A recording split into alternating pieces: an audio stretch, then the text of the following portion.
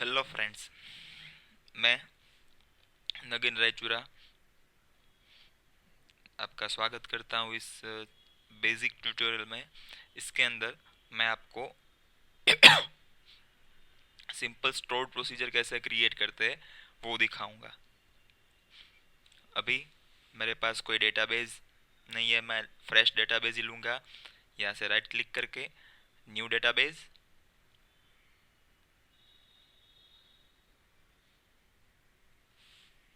और डेटाबेस का नाम डाल देते हैं टेस्ट डीबी। ठीक है।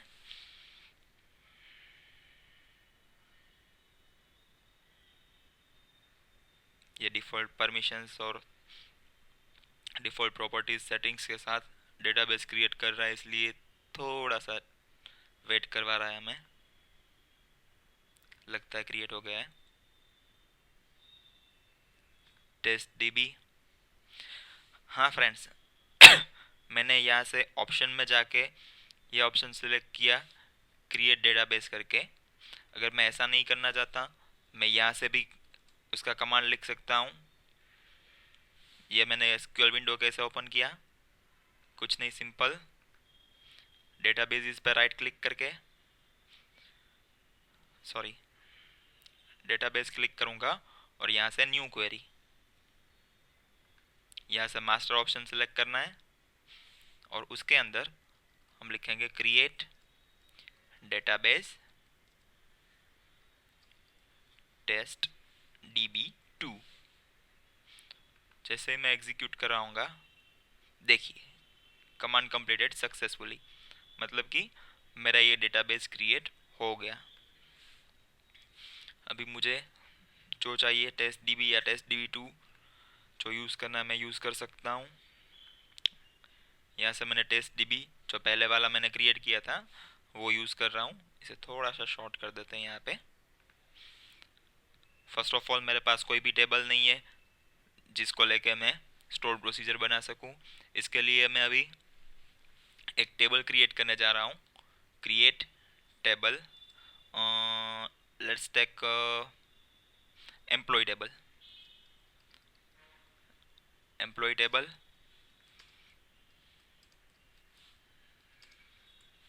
उसके अंदर प्राइमरी की कॉलम, उससे पहले हम उसकी डेटा टाइप डिफाइन करेंगे इंटीजर, फिर प्राइमरी की, और मैं यहाँ पे ऑटो इंक्रीमेंट देना चाहता हूँ। तो यहाँ से identity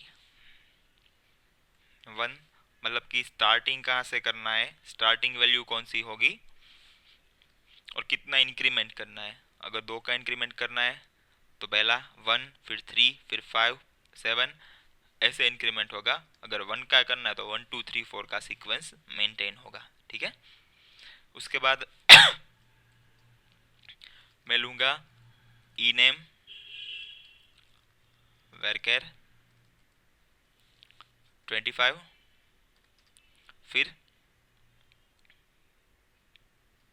e underscore C T, उसके लिए भी वेरकेर 25, और उसके साथ साथ हम डाल देते हैं ईमेल।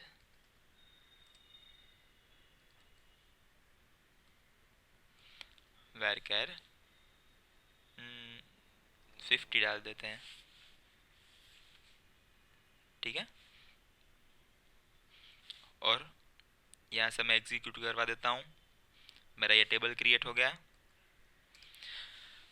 अभी फ्रेंड्स मैंने इसके अंदर कोई भी डेटा नहीं डाला हुआ है क्योंकि अभी ये फ्रेशली क्रिएट किया गया है। टेबल के अंदर हमें कोई भी क्वेरी परफॉर्म करवानी है तो मैं डायरेक्टली यहाँ से भी क्वेरी परफॉर्म करवा सकता हूँ। लेकिन स्टोर्ड प्रोसीजर के बेनिफिट्स क्या क्या है, तो पहला कि स्टोर्ड प्रोसीजर है वो प्री कंपाइल्ड है। जो भी मेरा फ्रंट एंड है, मतलब कि मैं सी शार्प या वीबी के साथ कनेक्शन कर रहा हूँ स्टोर प्रोसीजर का, तो उसके अंदर मैं इनलाइन क्वेरी लिखता हूँ, वहाँ पे क्वेरी लिखता हूँ, फिर ये एसक्यूएल में आएंगे और वो क्वेरी एग्जीक्यूट होने के लिए ज़्यादा देर लगाएगा, उससे बेटर है कि मैं एक स्टोर्ड प्रोसीजर पहले से बना के रखूँ, क्योंकि स्टोर्ड प्रोसीजर प्री कंपाइल्ड है। ठीक है, अगर वहाँ पे मैं क्वेरी के अंदर कुछ मिस्टेक करता हूँ तो वहाँ पे मुझे कुछ एरर नहीं दिखाई देगा सी शार्प या वीबी के अंदर। लेकिन वही चीज़ अगर यहाँ पे मैं कोई सिंटेक्स गलत लिखता हूँ, या तो फिर कोई पैरामीटर यहाँ पे अवेलेबल नहीं है, टेबल के अंदर कोई फील्ड अवेलेबल नहीं है और मैं देने की ट्राई कर रहा हूँ, तो वो चीज़ भी पॉसिबल नहीं है। यहाँ पे जो भी वैलिड सिंटेक्स के साथ जो पॉसिबल होगा वही मुझे करने देगा। अगर मैं कुछ गलत कर रहा हूँ, कहीं पे मेरी मिस्टेक हो गई है, मुझे ये स्टोर प्रोसीजर क्रिएट करने की परमिशन नहीं देगा। ठीक है, इसके लिए पहले सिंपल सिंगल फंक्शंस के लिए मैं स्टोर प्रोसीजर क्रिएट करता हूँ। क्रिएट PROC, या तो फिर आप प्रोसीजर पूरा भी लिख सकते हैं, मैं PROC आपको सजेस्ट करूँगा।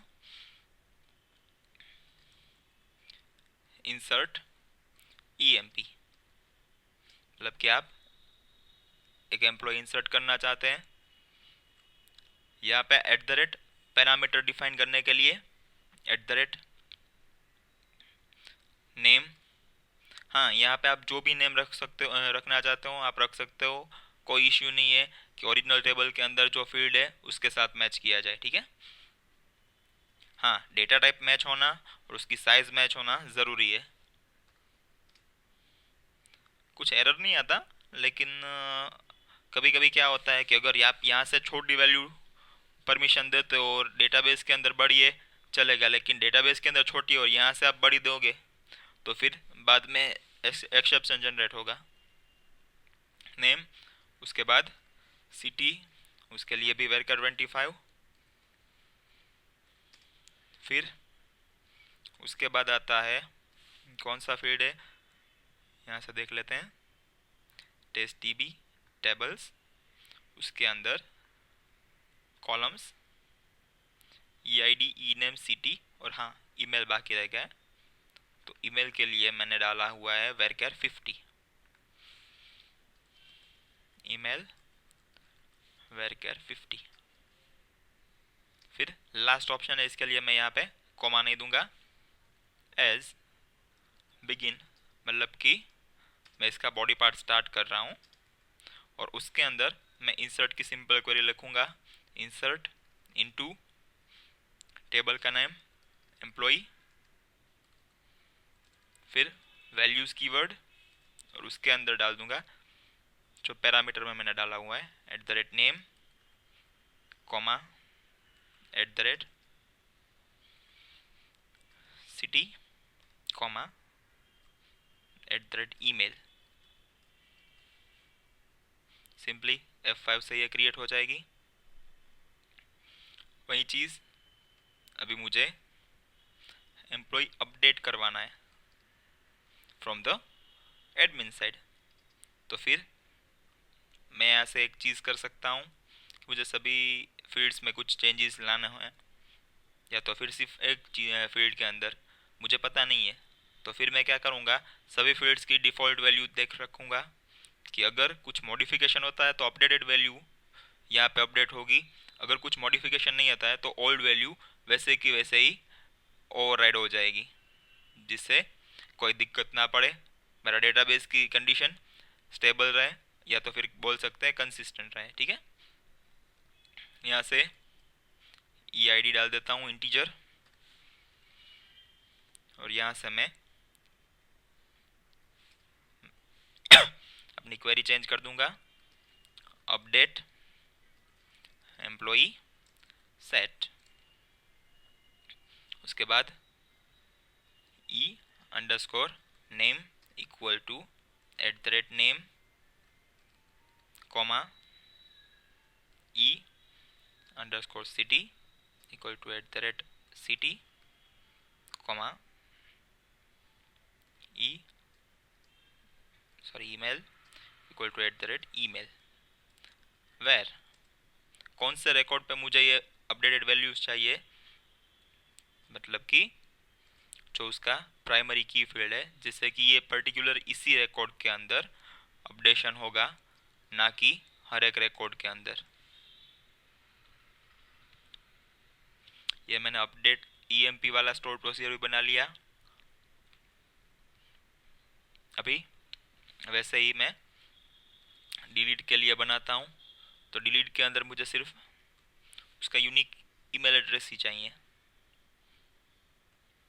तो यहाँ से ये क्वेरी सेम रहेगा, डिलीट फ्रॉम एम्प्लॉय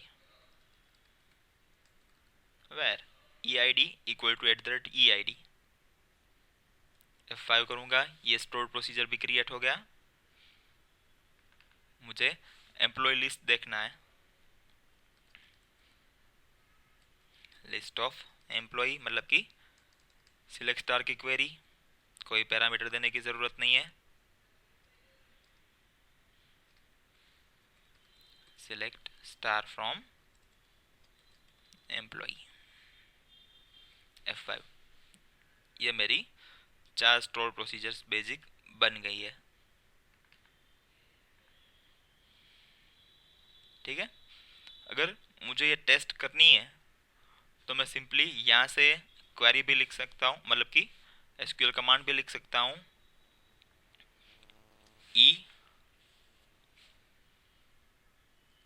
EXEC मतलब कि एग्जीक्यूट। उसके बाद मेरी स्टोर प्रोसीजर का नाम इंसर्ट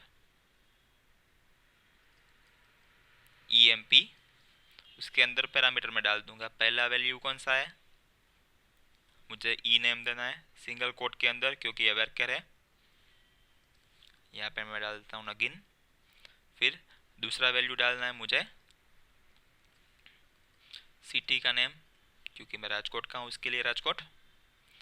फिर तीसरा आता है ईमेल nagin@gmail.com।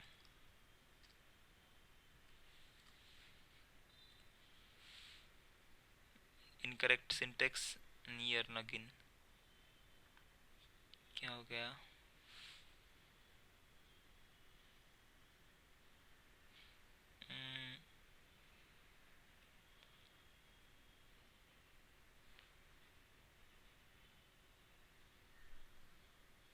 इंसर्ट EMP,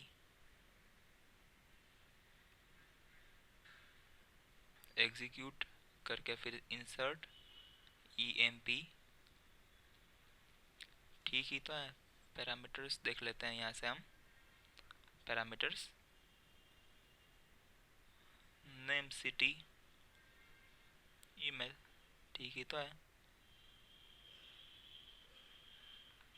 यहाँ पे मैं काम करता हूँ, @name करके डाल देता हूँ। सेम थिंग @city करके डाल देता हूँ। यहाँ से @email करके डाल देता हूँ। अभी एग्जीक्यूट करवाता हूँ। क्या हो गया भाई?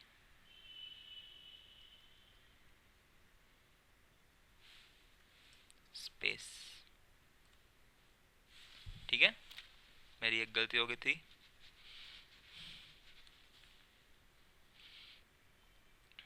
तो यहाँ पे मैंने एक अपना रिकॉर्ड इंसर्ट करवा दिया।